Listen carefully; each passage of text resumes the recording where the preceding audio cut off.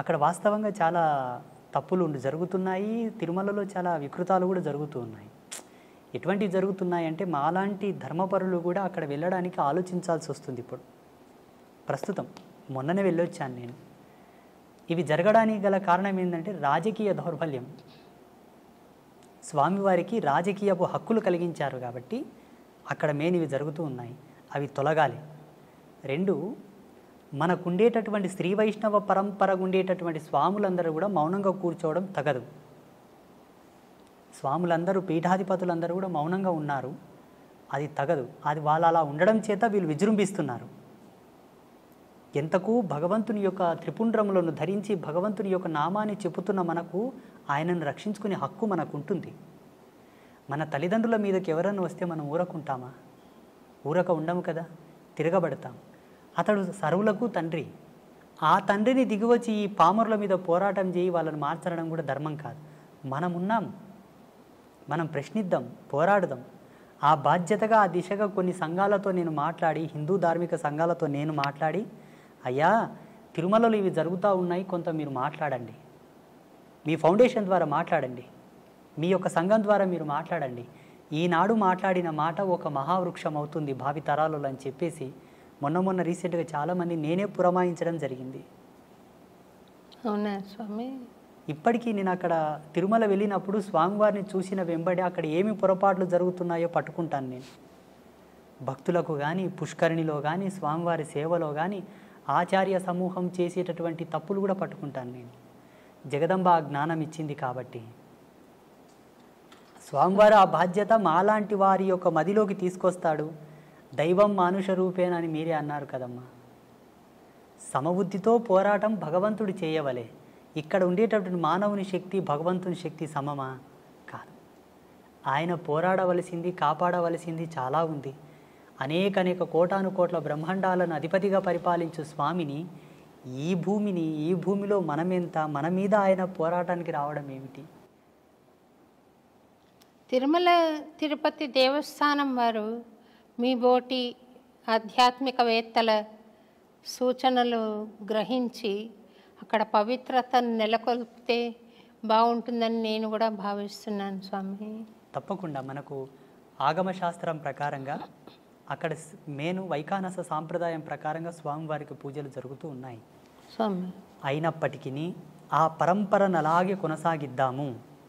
కానీ మారుతున్న కాలాన్ని బట్టి ప్రజలకు ఏం అవసరమో మేము తిరుగుతున్నాం, మాకు తెలుసు.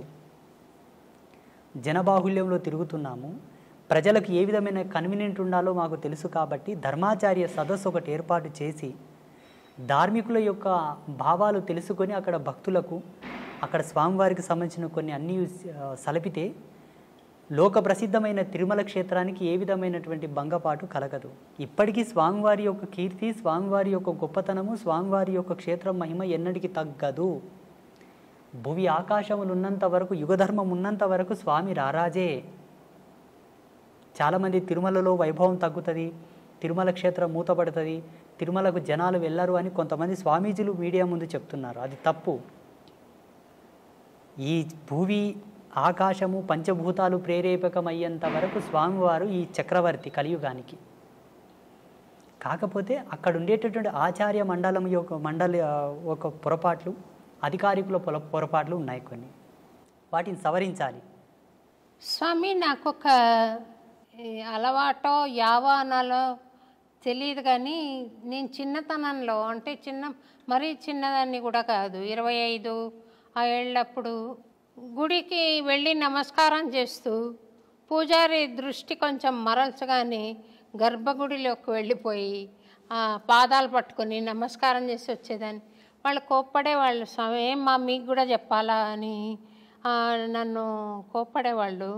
నేను పట్టించుకోకుండా స్వామిని స్పృశించి నమస్కారం చేయాలి అన్న ఒక బలమైన కోరిక ఉండేది స్వామి.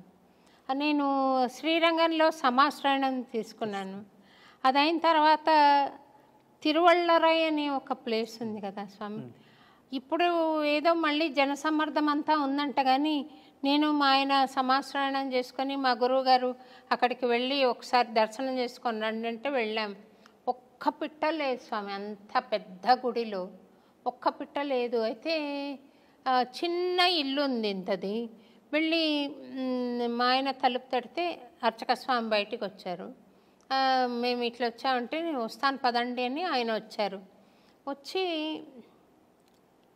నేను మా ఆయనకు చెప్పాను, ఈ స్వామిని ముఖమంటపంలోకి తీసుకెళ్ళి మాట్లాడతావా అని. ఆయన తీసుకొని వెళ్ళి ముఖమంటపంలో మాట్లాడుతున్నారు. నేను చేసినది నేరమో మరి మంచిదో తెలియదు కానీ గర్భగుడిలోకి వెళ్ళిపోయి ఆయన పుండరీకాక్ష స్వామి చక్రం ప్రయోగిస్తున్న పోజ్లో ఉన్నారు. ఆయన కాళ్ళు పట్టుకుని చాలాసేపు ప్రార్థన చేసుకుని ఒక 5 నిమిషాల పాటు అంతరాలయంలోకి వచ్చి కూర్చుని పొడగంటి మయ్యామిమ్మ పురుషోత్తమ అని పాడాను. ఆ పాట పాడంగానే ఆ ముఖమంటపం చాలా దూరం, చాలా పెద్ద టెంపుల్ కదా స్వామి. ఆయన ఇలాగొచ్చి అరవన్లో చెప్తున్నాడు, స్వామి రొమ్మ నల్లా పాడినారా అని, చాలా బాగుంది, నాకు సంతోషమైంది, ఇంకోటి పాడతావా అని అడిగాడు. ఆ మాట్లాడుతున్నప్పుడు ఇది అర్చక స్వామి కాదు మాట్లాడేది, ఆ పుండరీక స్వామి మాట్లాడుతున్నాడు నాతో అనే భావన నాకు కలిగింది. అది నేను చేసింది నేరమా లేక అది క్రమశిక్షణ ప్రకారంగా చూస్తే అలా నేను ఇప్పుడు నా గుళ్ళోకి, ఇప్పుడు మేము చేసిన గుడిలోకి మేము వెళ్ళాము స్వామి. అర్చక స్వామి లోపలికి వెళ్ళి పూజ చేస్తూ ఉంటాను. ఆ కళలు అప్పజెప్పక ముందు కుర్చీ వేసుకొని లోపల కూర్చున్నాను నేను. కానీ కళలు అప్పజెప్పిన తర్వాత లోపలికి వెళ్ళే అవకాశం లేదు. కానీ చిన్నతనంలో అప్పుడు ఏ గుడికి వెళితే అక్కడికి వెళ్ళిపోయి ఇట్లా పట్టుకునే ఒక ఇది ఉండేది. అది ఏమన్నా దోషమా స్వామి? అది నన్ను ఏమన్నా వెంటాడే అవకాశం ఉందా? మీకు భగవంతుని యందు ఉండే అనురక్తి, భగవంతునితో మీకు ఉండేటటువంటి బంధం, ఆ ప్రేరణ అందరు కలగదు. కలిగినా కొందరికి భయం ఉండి, కలిగినా కొందరికి కొంత భేదం ఉండి కూడా పోలేకపోతారు. చాలామందికి ఈ ఇష్టం ఉంటుంది. ఏవీ లేకుండా మీరు వెళ్ళి పట్టుకున్నారు చూసారా, అది మీకే తగింది, మీ యొక్క గొప్పతనం. అది దోషంగా పరిగణించవలదు, దాని దోషంగా చూడవలదు. అది పుణ్యం, సుకృతం, మీ అదృష్టం. మా అమ్మ అన్నది స్వామి, మీరు శ్రీ ఎట్లా అంత స్వామి దగ్గరికి అట్లా గర్భగుళ్ళకి, మా అమ్మ అన్నది నన్ను. శ్రీవారి చరణములను స్పృశించారా? ఈయనను తిరుపతిని నేను ముట్టుకోలేకపోయినాను స్వామి. ఎందుకంటే అక్కడ గడప దాకా వెళ్ళాను. అది మహాభాగ్యమే, చాలా సుకృతం, అది అదృష్టం. అది గడప దాకా వెళ్ళి స్వామిని పాడుకున్న సందర్భం ఉంది. ఆ బంగారు వాకిల్లో కూర్చుని స్వామిని చూస్తూ పాడిన చాలా ఏళ్ల క్రితం. ఇప్పుడు ఆ అవకాశం అక్కడ తీసేశారు. తర్వాత గర్భగుడి లోపలికి వెళ్ళలేదు కానీ అంచులలో నిలబడి స్వామిని దర్శించిన అవకాశం, మహద్భాగ్యం ఉంది స్వామి. మీరు ఒక్క మాటలో చెప్పాలంటే విశేషించి మీరు కారణ జన్ములే స్వామి. ఎందుకంటే స్వామివారి యొక్క నామాంకితం చేతనే మీకు బహువిధమైన ప్రజ్ఞాపాఠవాలు సిద్ధించాయి. సమాజంలో మీకు గుర్తింపు ఉన్నది కూడా స్వామివారి యొక్క నామాంకితం చేతనే. అన్నమాచార్యుల వారి యొక్క సంకీర్తనలను ఇప్పటికీ డాక్టర్ శోభారాజు గారే ఒక అంబాసిడర్గా ఉన్నారు అంటే ఆ క్రెడిట్ మీకే దక్కింది కదా స్వామి. సంతోషం. ఇప్పుడు ఎవరిని గొప్ప గొప్ప వాళ్ళని ఎవరిని అడిగినా సోషల్ మీడియా మాధ్యమంగా కూడా మిమ్మల్ని చూడాలనుకున్నప్పుడు స్వామివారి సంకీర్తనతోనే చూడాల్సి వస్తుంది. అది మీ అదృష్టం అమ్మా, మీ సుకృతం. సంతోషం స్వామి.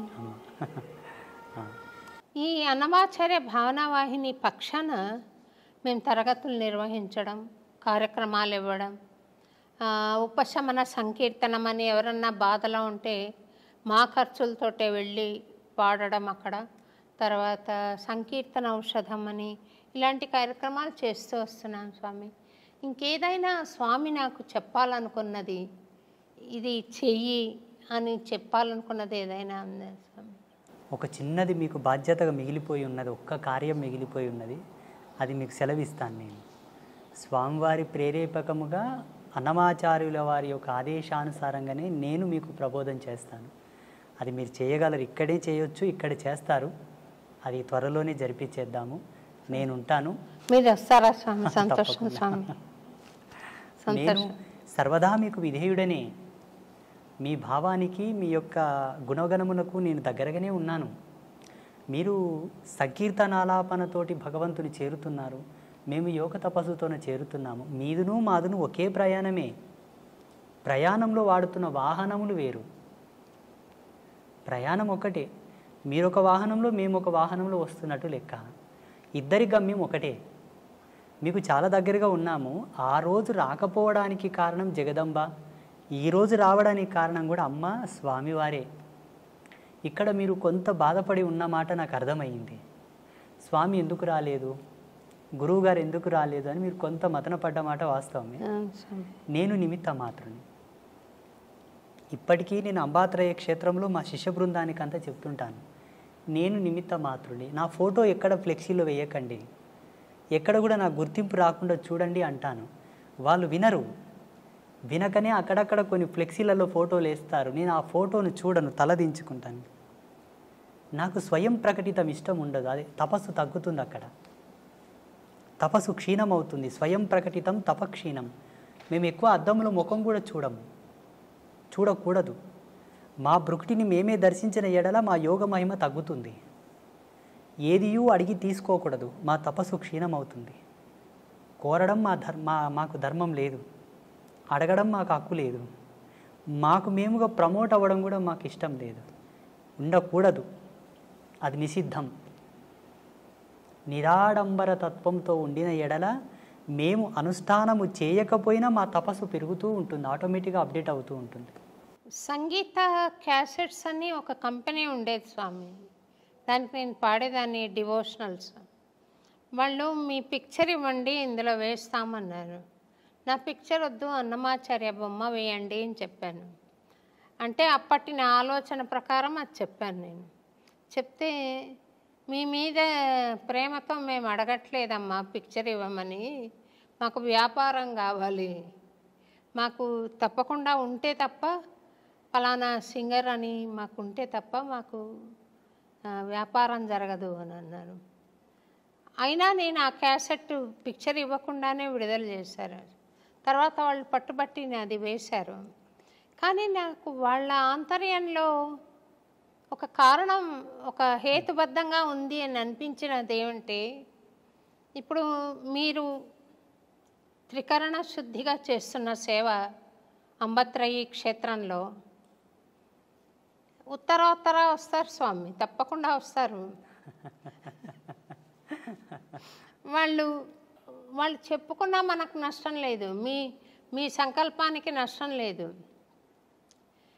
ఈ క్షేత్రం మేమే పెట్టాము, స్వామికి జ్ఞానబోధన నేనే చేశాను అని చెప్పే వాళ్ళు కూడా వస్తారు, ఉంటారు కొంతమంది. అట్లా మీ క్షేత్రం గురించి నేను మాట్లాడటం భావ్యం కాదేమో కానీ ఉంటారు అలాంటి వాళ్ళు ప్రతి దగ్గర.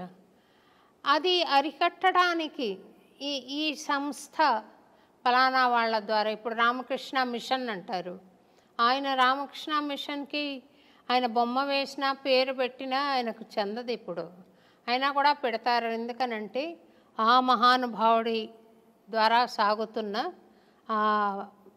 ఆదిమూలం ఆయన అన్నట్టు సాగుతూ ఉంటుంది.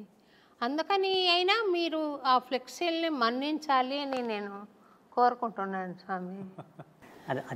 అదే దశకంలో నడుస్తుంది. నేను ఇష్టపడకపోయినా వాళ్ళు మీరు అన్నట్టుగానే భావించి చేస్తున్నారు కార్యక్రమాలు. ఎక్కువగా ఎందుకో శ్రద్ధ కలగదు అందుపైన. అది మనసులో అంకురం నాటుకుపోయింది, జాడ్యం పట్టుకుంది బాగా, మక్కిలి పోదు. ఆ వైరాగ్య చింతనలు పోవు. వాళ్ళు ప్రేమతో ఏదైనా వండి తెచ్చినా తిన్నామన్నా ఆ నాలుక కోరదు. అలాగే కుక్కుకుంటాను బలవంతంగా, అన్ని 2 ముద్దలు తినేస్తాను. ఇప్పుడు నాది ఏం తప్పు లేదు. అందున్న జీవుడు అందుకు అలవాటు పడిపోయాడు. ఈ దేహాన్ని ధరించుకొని ఉన్న ఆ జీవుడు అందుకు అలవాటు పడిపోయాడు. అలా వారిస్తూ ఉంటాను వాళ్ళని. చూడండి, ఇది లోక కళ్యాణం కొరకు స్థాపితమైన క్షేత్రము, ఆడంబరాల కొరకు స్థాపన కాలేదు అని వాళ్ళని అట్లా వారిస్తూ ఉంటాను. ఎందుకంటే వాళ్ళలో కూడా జాగరూకత ఉండాలని, ఆ భద్రతా భావం ఉండాలని, ఎక్కడ కూడా ధర్మాన్ని తప్పొద్దు, ఇది ఆడంబర క్షేత్రంగా మనం క్రెడిట్ కావద్దు అన్న ఒక భావన. ఎద్దులని ఎప్పుడెప్పుడు అలిస్తూ నాటి ఆ సాగలి నాగలి సాటికుండా పోయేటట్టు ఎలా అలిస్తాడో రైతు అలాగనమాట. వేస్తారు వాళ్ళు, ఫోటో వేస్తారు. అంటే నాబోటి వాళ్ళకు కూడా వీడియో పైన చూడంగానే ఇది స్వామి వీడియో అని మీ పిక్చర్ ఉంటే త్వరగా తెలుస్తుంది స్వామి. వాస్తవంగా ఇప్పటి వరకు ఆ యూట్యూబ్ ఏంటి, దాంట్లో ఏం పెడుతున్నారు ఇంతవరకు నేను చూడలేదమ్మా. నాకేమీ తెలియదు. మంచి విషయాలు వచ్చాయి స్వామి. మీరు చెప్పడం మూలాన చాలా మంచి విషయాలు బయటికి వచ్చాయి. కొన్ని దుర్మార్గాలను కూడా మీరు నిరసించారు, ఇది కరెక్ట్ కాదని. అది చాలా బాగుంది స్వామి. ముక్కుసూటిగా చెప్పారు కొన్ని విషయాలు. బాగుంది స్వామి. యూట్యూబ్లో మీరు మాట్లాడిన విషయం చాలా బాగుంది. ఇప్పుడు ఆలయంలో పూజలు చేసే వాళ్లకు ఈ అర్హతలు ఉండాలి, ఈ భక్తి కంపల్సరీగా ఉన్నవాళ్లే చెయ్యాలి, ఈ నియమనిష్టలు ఉన్నవాళ్లే చెయ్యాలి అని ఉందా స్వామి? లేదా ఏదైనా ఒక వర్గం చేయొచ్చా? యోగ్యుడైన వాళ్ళు ఎవరైనాను చేయవచ్చు. ప్రధానమైన నియమాలు 3. వాళ్ళు త్రిమాకారములకు దూరంగా ఉండాలి. మద్యమాంసాదులు కంప్లీట్గా వధించి వేయాలి, విడిచిపెట్టాలి. ఒకవేళ గృహస్థుడైతే భార్య తప్ప అన్య స్త్రీలను గౌరవించడం వరకే కానీ ఎవరు ఆయనకు తగరు. ఈ 3 ప్రధానం. ఒకవేళ విప్రుడైతే, బ్రాహ్మణుడైతే, మంచి సద్గుణ సంజాత అయినటువంటి కులధర్మంలో పుట్టినవాడైతే ఆయన తప్పకుండా 2 పూటల అగ్నికార్యం చేయువాడై ఉండాలి. ఆచార ధర్మంలో కట్టుబడి నడుచుకునేవాడై ఉండాలి. ఆ మర్యాదను కాపాడేవాడై ఉండాలి. విప్రుడైతే నిమ్న వర్గాల వాళ్ళు ఎవరైనాను భగవత్ కైంకర్యము చేయవచ్చు. మద్యమాంసాదులు సేవించకూడదు. ఆచార ధర్మాన్ని కట్టుబడి ఉండాలి. సదాచారం పాటిస్తూ ఉండాలి. శాంత స్వభావి, ముక్కోపి అయి ఉండకూడదు. కోపం ఎప్పుడూ ఆయనకు తగదు. ఒక మాటలో చెప్పాలంటే హరిషవర్గంలోకి కొంత దూరంగానే ఉండాలి ఆయన. అప్పుడు భగవంతుని కాళ్ళు గడిగి ఆ తీర్థం 10 మందికి ఇచ్చిన శుభమవును. భగవంతునికి అంత హారతి ఇచ్చినా, ఎవరికైనా హారతి చూయించినా వాళ్ళకు జయమగును. భగవంతుని నామాను పలికి వాళ్ళని శుభమని దీవించిన వాక్కు ఫలించును. ఈ హరిషడ్ వర్గములను దగ్గర పెట్టుకొని త్రిమాకారముల నీ వంట పెట్టుకొని గనక దేవుని పాదాలు కడిగి వాళ్ళకి తీర్థం ఇస్తే వాళ్ళకు శుభమగునేమో భగవంతుని అనుగ్రహం చేత. నీవు కొంత ఇబ్బంది పాలవుట తథ్యం. అర్చకుడు ఎవరు ఎప్పుడే కానీ అలా ఉండకూడదు. వాస్తవంగా శాస్త్ర ప్రమాణంగా ధర్మసింధువు ప్రకారంగా యజ్ఞోపవీత ధారణ కంపల్సరీ. సాంప్రదాయకమైన తిలక ధారణ కంపల్సరీ. ఆచార ధర్మంతో కూడుకున్న వస్త్రధారణ కంపల్సరీ. ఈ ఉంటే తప్ప భగవత్ కైంకర్యం చేయడానికి అర్హుడు కాడు. మీరు భగవత్ కైంకర్యం చేస్తున్నారు కదా స్వామి, మీరు యజ్ఞోపవీత ధారణ చేశారా? మరి ఉన్నది. సన్యాసులకు 3 సూత్రములతో కూడుకున్న యజ్ఞోపవీతం ఉంటుంది కాబట్టి 3 సూత్రములతో ఉన్న యజ్ఞోపవీతం. మేము బ్రహ్మచర్యంలో అంటే సన్యాసంలో ఉన్నాం కాబట్టి 3 సూత్రములు మాకుంటాయి. పెళ్ళి కాని వాళ్ళు 6 సూత్రములు, పెళ్ళైన వాళ్ళు 9 సూత్రములు ధరించుట మనకు సాంప్రదాయకంగా వస్తున్నటువంటి పరంపర. ఆ సంప్రదాయాన్ని అనుసరించి మాకు 2010వ సంవత్సరంలోనే జరిగింది. 2010వ సంవత్సరం, ఇప్పటికీ 14 సంవత్సరాలు అయింది. నేను శ్రీమాత యొక్క చరణములను పట్టుకున్న తర్వాత నా జ్ఞానం ఇష్టపడి నాతో వచ్చి జ్ఞానోపదేశం స్వీకరించి, ఉపదేశ సంస్కారం స్వీకరించి, నీ జ్ఞానం నీ తపస్సును మాకును ప్రబోధం చేయి నాయనా అని అడిగిన వాళ్ళందరికీ కూడా సంస్కారబద్ధంగా వాళ్ళకు యజ్ఞోపవీత ధారణ చేయించి వాళ్ళకి తగు పద్ధతులతో శుద్ధిని గావించిన తర్వాతనే మంత్రదీక్ష, మాలధారణ, దీక్షా ప్రధాన సంస్కారం చేసి ఉన్నాను. చాలామందికి నేను యజ్ఞోపవీతం వేశాను. వ్యసనాల నుంచి దూరం తీసుకొచ్చాను. భగవంతునికి దగ్గర చేశాను. శాస్త్రానికి, ధర్మానికి, సిద్ధాంతానికి పాత్రులను చేశాను చాలామందిని. నా సంకల్పం అదే. అంటే ఏ వర్గమైనా మీరు స్వీకరించి చేశారా స్వామి? 100కు 99% మంది ఇప్పటి వరకు జగదంబ యొక్క మంత్రదీక్షను పొందిన వాళ్ళందరూ కూడా బడుగు బలహీన వర్గాల వాళ్ళే, సబ్బండ వర్ణాల వాళ్ళే. ఆ 90% వదలగా మిగిలిన 10% మంది బ్రాహ్మణులు కూడా ఉన్నారు మా భక్తులు. సద్బ్రాహ్మణులు విశిష్ట పరంపరానుగతంగా ఉండేవాళ్ళు కూడా వచ్చి, అయ్యా మీరు చెబుతున్న మాట ఈశ్వర ప్రమాణంగా ఉన్నది, మాకు పూర్వపు గురువులు ఉన్నప్పటికీ మీ చేత ఏదో పొందదలిచాము, ఏదని అనుగ్రహించండి అన్నారు. ఇచ్చాను. ఏదో 2 బీజమంత్రాలు, 2 శ్లోకములు, ఒక పారాయణము ఏదో మీరు ఇప్పించండి, ఒక 41 రోజు చేసుకున్న మా జన్మ పావనమగును అని అడిగిన వాళ్ళు ఉన్నారు.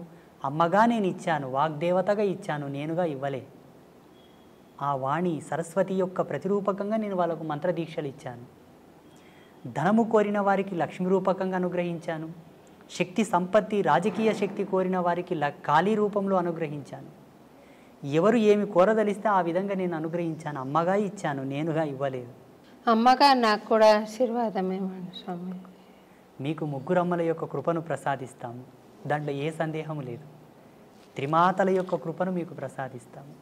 మీరు ఒక మాట ఇవ్వాలి నాకు చెప్పండి స్వామి. ఈ వీడియో మాధ్యమంగా. ఆ ముగ్గురమ్మలుగానే నేను అడుగుతున్నాను. మీకున్నటువంటి గానామృతము చేత మేము వాగ్గేయకారకులు ఎవరైతే పాటలు పాడే వాళ్ళను శాస్త్ర పరిభాషలో ఒక మాట అంటాం, మేము గంధర్వ శిఖామణులు అంటాము. ఆ అంశతో పుడతారు వాళ్ళు. మీరు అదే అంశతో జన్మించారు కాబట్టి ఈశ్వర ప్రీతి పొందుటకు వాళ్ళు తొందరగా ఆ పాత్రత పొందిన వారయ్యే పుడతారు. పాడేవాళ్ళందరూ కూడా అవధానులు, పండితులు, గాయకులు, నాట్యకారులందరూ కూడా భగవత్ కళలతో పుడతారు, సారస్వత కళలతో పుడతారు. కాబట్టి భగవంతునికి దగ్గరగా ఉంటారు వాళ్ళు, చాలా చాలా దగ్గరగా, చాలా దగ్గరగా. మిగతా వారందరూ కొన్ని ఆమడల దూరం ఉంటే వాళ్ళు చాలా దగ్గరగా పుడతారు. అలా టచ్ అయిపోవడమే ఉంటుంది. అలా అయితేనే ఆ అంశతో పుడతారు. ఆ గొంతులో ఆ గానం అనేది ఆలాపన అవుతుంది. అంతటి సారస్వత సామ్రాజ్యంతో జన్మించినప్పటికీ కూడా కొంతమంది ట్రెండులో పడిపోయి సోకాళ్ళు మాయలో పడి బొట్టు పెట్టుకోకుండా కాళ్ళకు చెప్పులు వేసుకొని రకరకాలుగా భగవంతుని పాటలు పాడుతున్నారు చూసారా, అది కొంత నిషిద్ధం. నీవు నార్మల్ సాంగ్స్ పాడేటప్పుడు ఎలాగైనా పాడు. భగవంతుని గానము మీరు ఆలాపించేటప్పుడు కొంత సాంప్రదాయికత, ఆ విలువను కాపాడాలంతే. అక్కడ స్వామివారి యొక్క లీలను మనం పాడుతుంటాము, గొప్పతనాన్ని చెబుతుంటాము. కాబట్టి ఎవరైతే ఈ యొక్క గానము యొక్క మర్యాదలను కాపాడుతూ ఆ సారస్వత కళలను ఆలాపిస్తుంటారో వాళ్ళు భగవంతునికి ఐక్యం అవడం తథ్యం. అయిన వాళ్ళు చాలామంది ఉన్నారు. త్యాగరాజ మహాస్వామి, కాళిదాసు, అన్నమాచార్యుల వారు, తుకారం కానీ వీళ్ళందరూ కూడా పాటల చేతనే భగవంతుని పిలిచారు. పాట చేతనే భగవంతుని పిలిపించి గోరుముద్దలు పెట్టించారు. పాటకెంత ప్రతిభ ఉన్నది, ఎంత పవర్ ఉన్నదో చూడండి. మేము ఆధ్యాత్మిక వారసత్వంలో ఒక మాట చెప్పుకుంటాము స్వామీజీలం. మంత్రములు కోటు సంధించినను రాని భగవంతుడు ఒక్క పాట చేత వచ్చునట. పాటకంత మాధుర్యం ఉంది, అంత పారవశ్యం ఉన్నది. మంత్రానికి రూఢీ ఛందస్సు ఉంటుంది. ఆ ఛందస్సును అనుసరించే భగవంతుని ఆకర్షించగలదు. పాటకు రూఢీ ఛందస్సు లేదు, ఎక్స్ప్రెస్ వే. ఆ గానమునకు అలా లయను శృతిని కలిపి పాడగలిగితే ఈశ్వరుని యొక్క హృదయమును ద్రవింపజేసి పరవశింపగలదు, పిలవగలదు. అలా మనసు పెట్టి పాడాలి. అదే ఛందస్సును అనుసరించి అంబాత్రయ క్షేత్రంలో కొలువుదీరినటువంటి ముగ్గురమ్మలకు మీరు ఒక పాటను పాడి మాకు ప్రసాదించాలి. మహాప్రసాదం స్వామి, తప్పకుండా. మేము అంబాత్రయ క్షేత్రంలో పద్మశ్రీ డాక్టర్ శోభారాజు గారు పాడిన పాటను ఒక శిలాపలకంను రచిస్తాం. అక్కడ ఆ పీఠం మీద ఎవరో చిన్న చిన్న వాళ్ళు భజన సంకీర్తనలు పాడారు, కొన్ని తత్వగీతములు పాడారు, ఇంకా కొన్ని పాటలు పాడారు. కానీ ప్రాముఖ్యతను వహించినటువంటి సంగీత గానామృతము మీ చేత రావాలన్నది మా కోరిక. తప్పకుండా వస్తాను స్వామి, తప్పకుండా చేస్తాను స్వామి. నేను మొన్న వచ్చినప్పుడు కూడా ఒక అమ్మవారికి నివేదన చేశాను ఒకటి. చాలా అద్భుతంగా ఆ రోజు మీరు పాడుతుంటే మేము ఎక్కడనో కనెక్ట్ అయిపోయాము ఆ పాటకు. తప్పకుండా వస్తాను స్వామి. నేను అక్కడ విశేషమైన రోజు ఒకటి చెప్పండి, ఆ రోజు వచ్చి నేను అక్కడ పాడి మీకు అది ఆడియో ఫైల్ కూడా మీకు ఏర్పాటు చేస్తాను స్వామి. నేను తప్పకుండా అమ్మా. చాలా సంతోషం అమ్మ, ఈరోజు మీరు మమ్మల్ని పిలవడం, ఈ అన్నమయ్య పురానికి నేను రావడం నా అదృష్టంగా కూడా కొంత భావిస్తాను. నేను సంతోషం.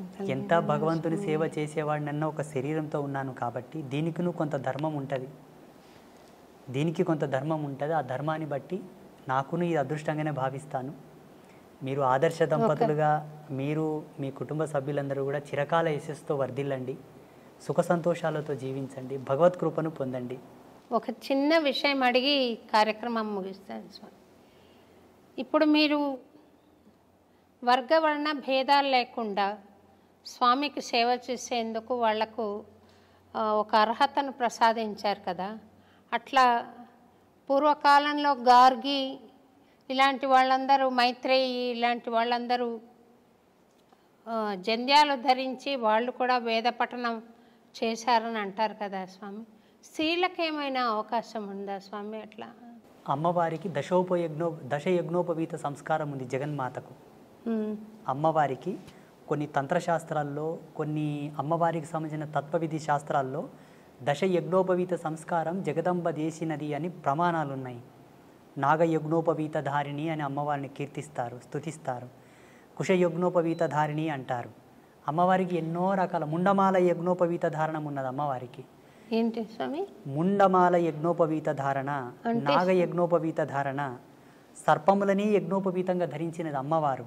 అమ్మ అంటే స్త్రీయే కదమ్మా, మాతృమూర్తే కదా. ముండమాల అంటే పుర్రెల మాలలో కూడా యజ్ఞోపవీతంగా అమ్మ ధరించిందని ప్రమాణాలు ఉన్నాయి. స్త్రీలు యజ్ఞోపవీత ధారణ చేయడానికి అర్హులే, దానికి కొన్ని ప్రమాణాలు ఉన్నాయి. ఆమె యోగ్యత, ఆమె యొక్క పాత్రత, ఆమె స్థితిని అనుసరించి ఆమె ధరించుటకు యోగ్యురాలా కాదా? యోగ్యురాలు అయితే తప్పకుండా సంస్కారం చేయించి ఆమెను భగవంతుని కైంకర్యములకు పురమాయించవచ్చు. కొన్ని పద్ధతులు ఉన్నాయి దాంట్లో, కొన్ని పద్ధతులు, కొన్ని ధర్మసూత్రాలను అనుసరించి ధరించవలసి ఉంటుంది. ఉదాహరణకు డాక్టర్ పద్మశ్రీ శోభారాజు గారికి మాత్రమే ఆ బిరుదు దక్కింది. వారి గొప్పతనాన్ని అనుసరించి ఆ బిరుదు దక్కింది. కేంద్ర ప్రభుత్వం ఆ బిరుదును వారికి ప్రదానం చేసింది. చాలామంది పాటలు పాడేవాళ్ళు ఉన్నారు, భగవంతుని కీర్తనలు పాడేవాళ్ళు ఉన్నారు. అందరికీ ఆ ప్రతిష్ట రాలేదు. అందరిలో మిమ్మల్ని గొప్పవారిగా గుర్తించి అది ఇచ్చారు మీకు ప్రదానం. అలాగే యజ్ఞోపవీత సంస్కారం కూడా అర్హత కలిగిన వాళ్లకు చేయవచ్చు, మహిళలు కూడా చేసుకోవచ్చు. మీరు చెప్పినటువంటి గార్గి కానివ్వండి, మైత్రేయి కానివ్వండి, వీళ్ళందరూ కూడా అట్టి ప్రమాణాన్ని అనుసరించే ధరించి వేదాంత సంభాషణ చేశారు. సంతోషం స్వామి.